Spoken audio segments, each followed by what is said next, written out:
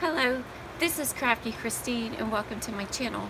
Today I want to share with you how I customize and personalize my own handmade tin inserts for use for Bible devotions and Bible journaling. So what I have found is when I purchase a tin at the store, tin insert at the store, I find that they have more pages than what I need for a 1 month Bible journaling. And so what I did is I made a cover by using the measurements from this tin, and then I took half the pages out and made my own custom insert to be used for Bible journaling. And then this one right here is one that I'll show you in the next segment how I made it for my daughter using journaling pages from a journal and cut them down to size. Okay, so I will see you in the next segment. Today I wanted to share with you on this Sunday how I make my own traveler's notebook inserts for the use of Bible journaling, and also I'm going to make one for my daughter for her Bible devotionals. And so what I do is basically I use journaling pages that I cut down to size, and I have one that I bought, and I use this as my template. And so I measure the paper and the cover, and they use 13 sheets in this one, so that's what I did. I cut out 13 sheets, and this is actually paper that came from a journal that I got at a thrift store that was partially filled in. So what I did is I made it a usable item by using it for paper. And this is the cover my daughter decided to have. Unfortunately, there's only one of these, so I have to be very careful. And I will probably pick a coordinating paper for the back, because this paper is not that thick. Okay, so I'm going to go ahead and cut out the covers, and I'll come back and show you the next step. Okay, so if you're wondering, these are the measurements of the cover. So this one is 1 notch or line over the 8 1/4 mark, and this is 1 notch less than 9 inches. So that was the size of these papers. And yes, I got them right.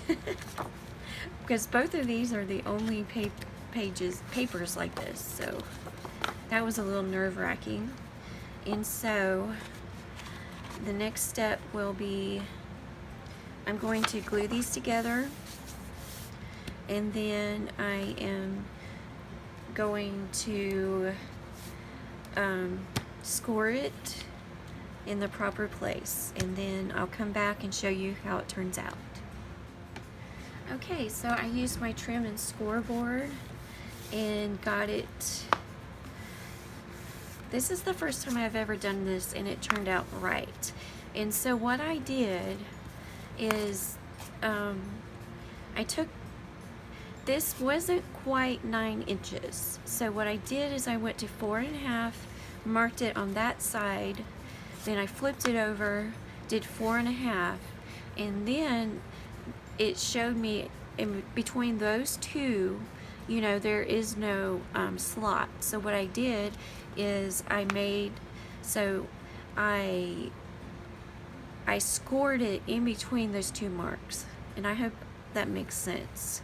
But anyway, that's how I did it. And then what I did is I got both the corners, matched them up, pushed them up against something that is straight and flat, and then I got my bone tool and then pressed it down. And so you can see that's where I scored it. So it ended up being correct what I did. So I am so happy I figured that out. What I'm going to do now is I'm going to ink the edges.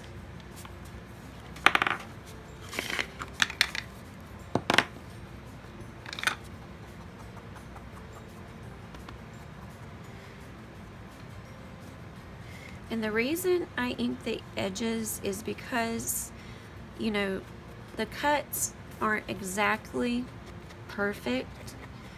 And so what this does is, and also, you know, you can see the white from the paper on the underside of the paper. And so what that does is it camouflages that, and it's not as noticeable.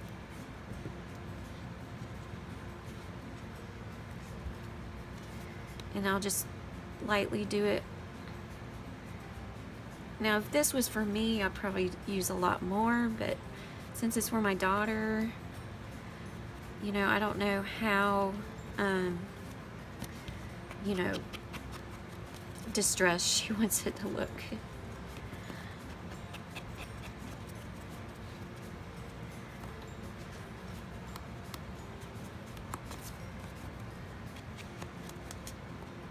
All right, so that is looking really good. So I'm gonna get the papers. Now I don't have them all. Now I think what I'm going to do is, let's see, all right, gotta make sure I have all the lines going the right way. So as you can see, I've messed up somewhere. Also, you know, the more papers you put in, it makes it, you know, fan out in the middle. So we got some of that going on here. So what I may do is find the half mark on my trimmer and then just go through and trim it until they're all straight.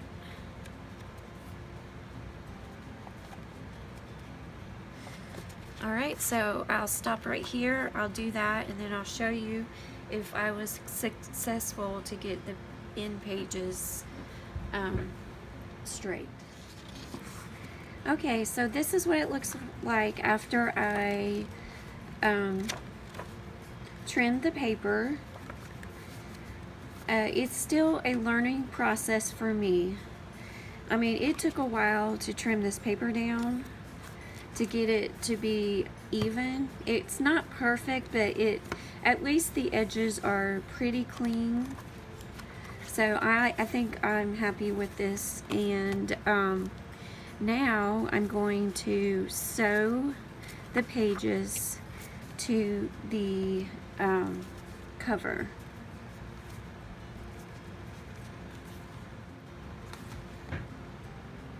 Okay, so this is how it turned out.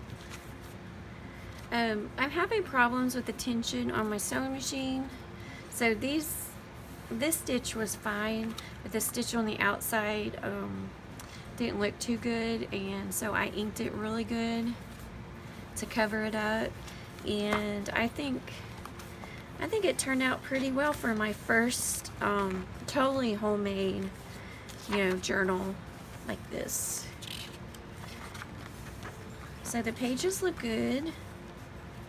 This is the first time I've ever sewn one. Usually when I first started making these, I started out by using staple. I would just staple it in. And I kind of like how this feels, so yeah. Alright, so this is going to be my daughter's devotional. Okay, so what I did, took the cut off from this page right here and added a pocket here so that she can add whatever I pulled this. This came from the same paper pad, and it says "Be Joyful." On the back, I added a pocket back here. And I think I'm going to add, well, I think I'm going to just put it back here. I don't want to, you know, add too much stuff to it. I don't want to distract. So there you have it. There is the Traveler's Notebook insert I made for my daughter for her Bible devotions. Okay, for this segment, I'm going to show you how I made this one. So when I do my Bible journaling, I use a Traveler's notebook, and so this is the cover of it, and then on the inside, this is the devotional that comes with my Bible journaling kit. And then it comes with stickers, and then I have a pocket to put the ephemera, and then there's a pocket here for my stamps, and then we received extra stickers this time, so I put them in the back. And then when I go through my devotional, and this devotional here, I like to write down my responses, Bible verses, prayers, just whatever comes to mind as I'm doing the devotional. And so that's why I like to have one of these. And so I keep this in the back. And so that's why I made this, because I just needed something to respond to my devotional. And there are places where I can write down my notes and stuff in here, and I like to do that at the end after I'm done, and then I'll compile it because I'm kind of wordy. What I'm going to do is show you exactly how I made that insert. Okay, so just like the one I made for my daughter, I have 2 scrapbook pieces of paper that I glued together. We are having a rainstorm right now, if you're wondering what that is in the background. So this is Maggie Holmes gathered paper, and so I used the template and measured it and cut it out, glued it together, and then I scored it. One thing I didn't do when I was sharing my daughter's is how I added pockets. So it is quite simple. So these are the cutoffs from the paper, and if you can tell, there's like this little old tape on here. I don't want to cover that because I could use this to make like a slide-in folder. So I decided I'll make this pocket right here.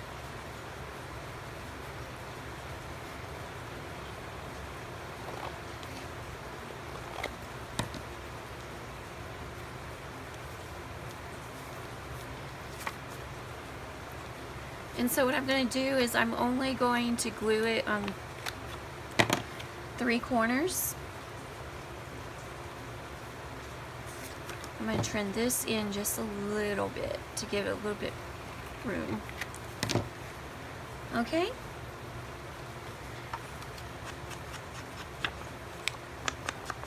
So it's a lot of fun making your own Traveler's Notebook inserts. And also you can actually find, I have found, I haven't done it in a long time, but you can actually print up journaling paper. It'll be lined. Okay, I'm only gluing this side and then the bottom. I said 3 sides, but I'm not going to do 3 sides on this one.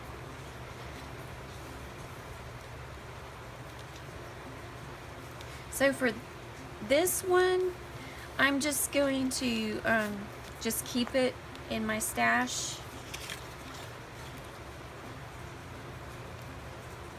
I'll probably use it for my next Bible journaling devotional. I eyeballed that. That's probably not a good thing.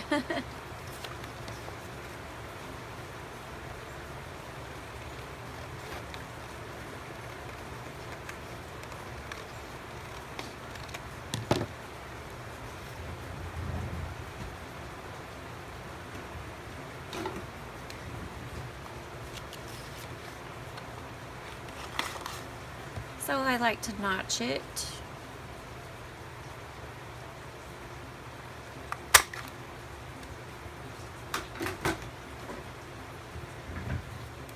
And on this one, I'll do 3 sides.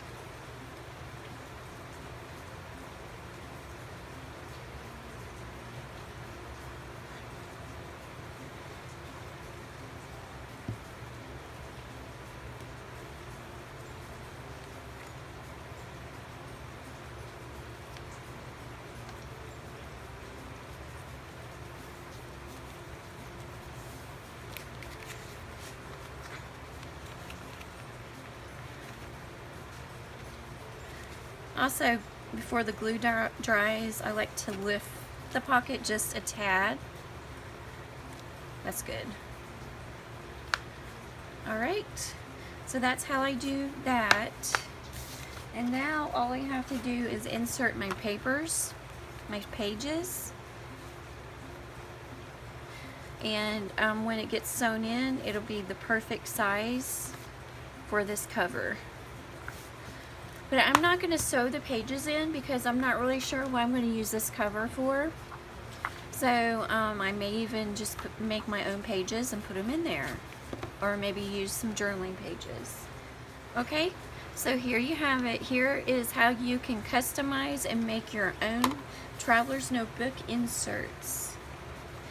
Alright, I hope you guys have a super blessed day. And until next time.